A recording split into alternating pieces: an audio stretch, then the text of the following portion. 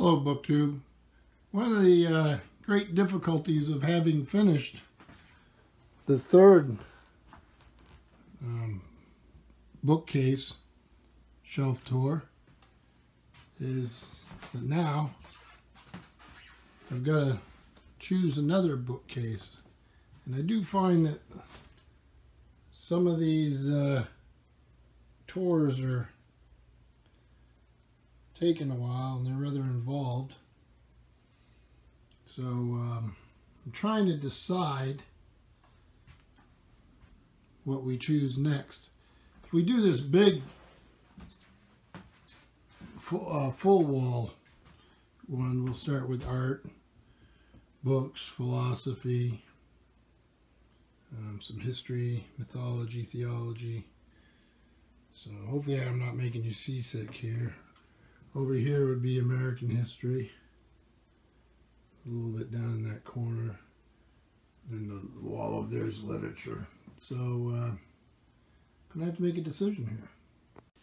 So I did decide to go with the big full wall bookshelf. I took the books down from out of that corner, which also gives me an opportunity to dust them. The problem with an old house is dust is something you're constantly battling. The whole top they're art books. I try to keep them in some sort of order, but they can be a bit random, according to what, depending on what I pick up and what interests me at the time. So this first book here is really beauty. At the Naples, Florida Museum of Art, they had this St. John's Bible on display, the artwork. Using tools and materials employed by scribes for thousands of years, Donald Jackson and an international team of artists and scholars embarked on a monumental 7-year journey to create the first handwritten and illuminated Bible commissioned since the invention of the printing press. Combining the most widely used English translation of the Bible with original artwork reflects the cultures from around the world, the St. John's Bible is an inspiring interfaith undertaking that speaks to the hearts of many religious traditions. The St. John's Bible will be issued in 7 volumes corresponding to the original work: Pentateuch, historical books, wisdom literature, Psalms, prophets, Gospels and Acts, and letters and revelations. So to give you an idea of the pages, I hope the light's good on this because it really is worth seeing. Let me get some. So it's all done by hand. Beautiful artwork.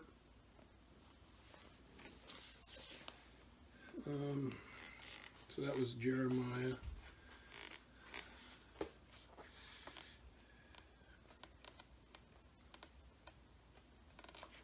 So here's a beauty.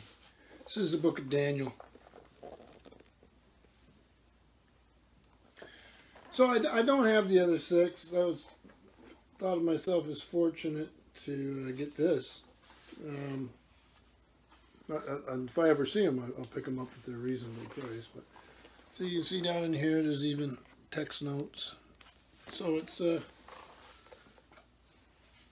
quite a volume. Here's Donald Jackson.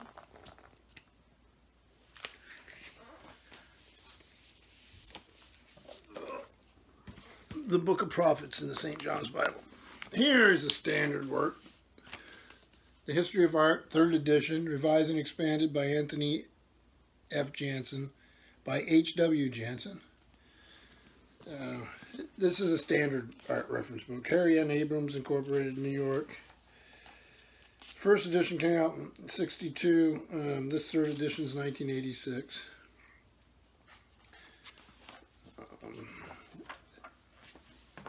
Here's a map of the ancient world. It's a big old volume. The Paladin Armor. And it's going to have the standard works in it. Persian, The Ascension of Muhammad.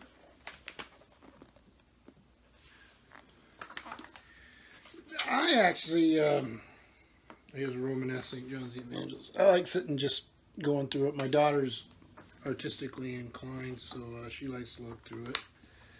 The color reproductions are wonderful. This is a book that's not hard to find. So just this one, I always try to keep a copy around. I probably found this in the library book sale. The next set of 3 were a series. I got one that's slipcased, and I mean 2 that are slipcased and 1 that isn't. The Time Life Library of Art. I'll start with the one that isn't because it's the easiest to get through. Plain but handsome volumes. End papers. This one here is The World of Cezanne, 1839-1906, by Richard W. Murphy and the editors of Time Life Books, from the Time Life Library of Art, 1968, but this is revised in 72. So here is a snapshot of Cezanne, showing him when he was in his 30s.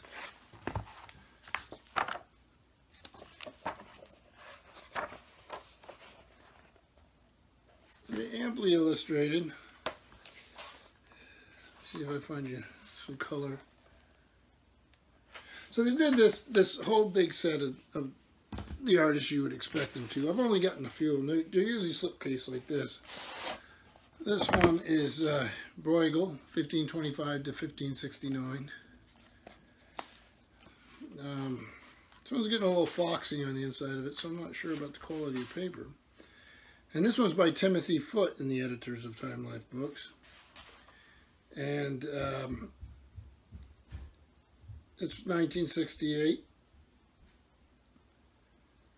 Let me see. That's right. You see.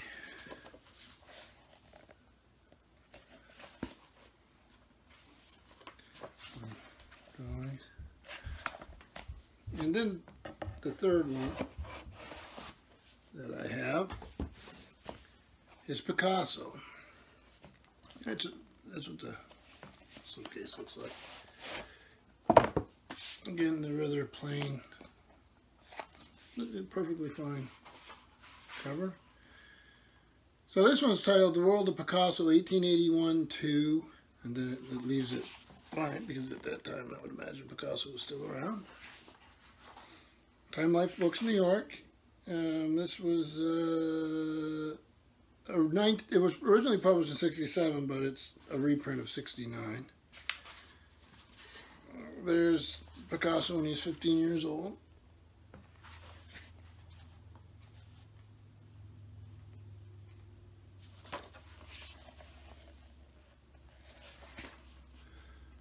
So these are good introductions and overviews. If you really want to get into Picasso, you'd read something different. For my money, probably the John Richardson biography, 3 volumes. I heard a 4th one's coming out, but I haven't seen anything on it yet. And then, to finish off the first part here, I'm going to go to a set of volumes called the Book of Art. And these were published by Grolier in New York. A Pictorial Encyclopedia of Painting, Drawing, and Sculpture. The General Introductions by Sir Herbert Reed. The text is by Donald E. Strong, Professor Giuseppe Bovini, Professor David Talbot Rice, Peter Lasco, Professor G. Zarnecki, and Dr. George Henderson. This is the origins of Western art. And this one came out in 1965, but mine is the 5th impression of 1969. So it's got this thick paper. You see this in a lot of books of the time. It has gilded edges, so which helps with the dust. Let's see if you can see. Well, maybe not. So the general introduction, Sir Herbert Reed. On the inside, there's a lot of these colored plates. So these are basically a small encyclopedia or history. So volume 2 would be Italian Art to 1850. Again, Grolier, New York, 65, Fifth Impression, 69. This is edited by Professor Mario Monteverdi, Professor in History of Art in Milan. Just to give you an idea. So these can be great to look through if you're looking for a particular painting or whatnot. They're good, you know, they're good reproductions. They're maybe not what we do nowadays, but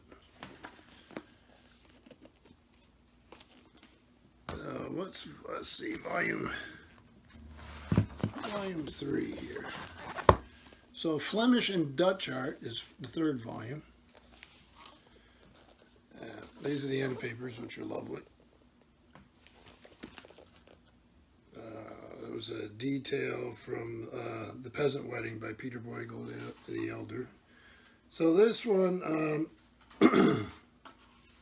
edited with an introduction by Professor A.M. Hamacher, former director of the Rijksmuseum, Kroller, Muller, Otterlo, and Dr. R. Hamacher Vandenbrand. I think some sort of relation. 65 again, but mine again is a 5th impression of 69, which probably will hold true throughout here.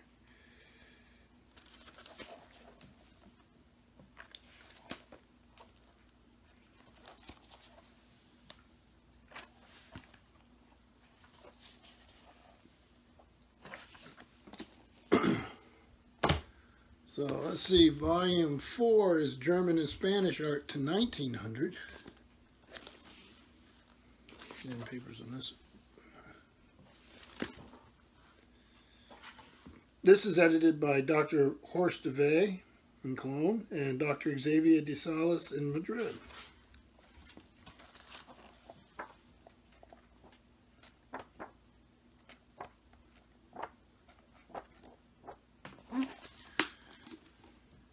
Then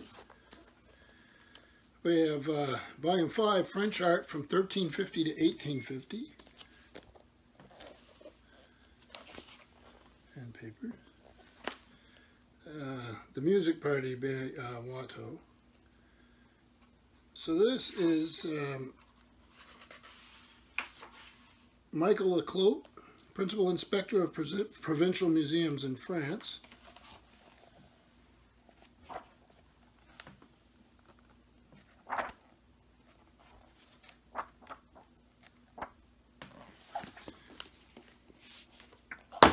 And volume 6 is British and North American art to 1900. And this, oh, here's the end papers there. And that's the Haywain by John Constable. So this is edited with an introduction by Dr. Kenneth Garlick, Lecturer of History of Art and Deputy Director of the Barber Institute of Fine Arts in Birmingham, England.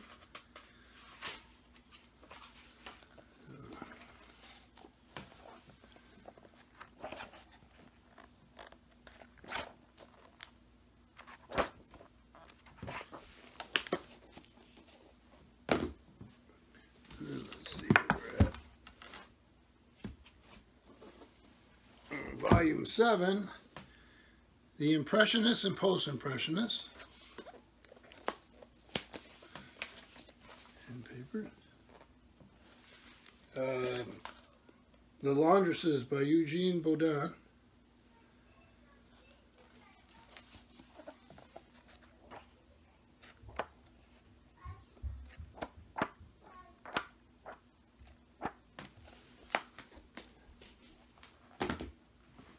Volume 8 is Modern Art.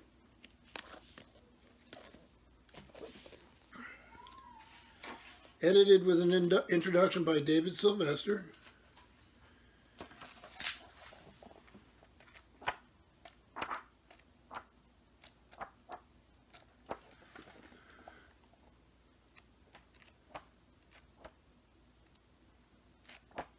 So you can tell, I mean, that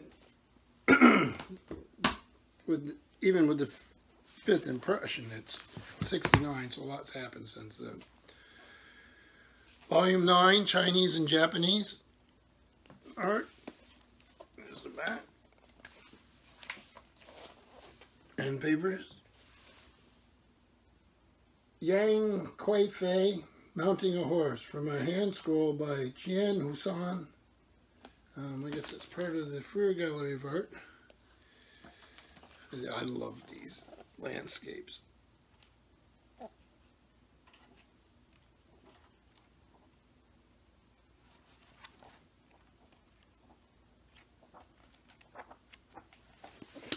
So it was edited by Michael Sullivan, lecturer of Asian Art, School of Oriental and African Studies, University of London.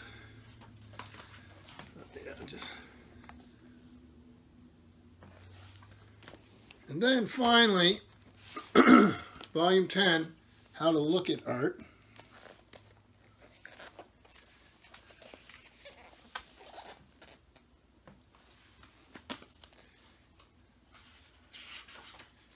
So, see who did this. So it's by Bernard Myers, lecturer at Royal College of Art in London. And is again all the way through. Actually, this one's 6th impression, 71. So it's even later than the original publication.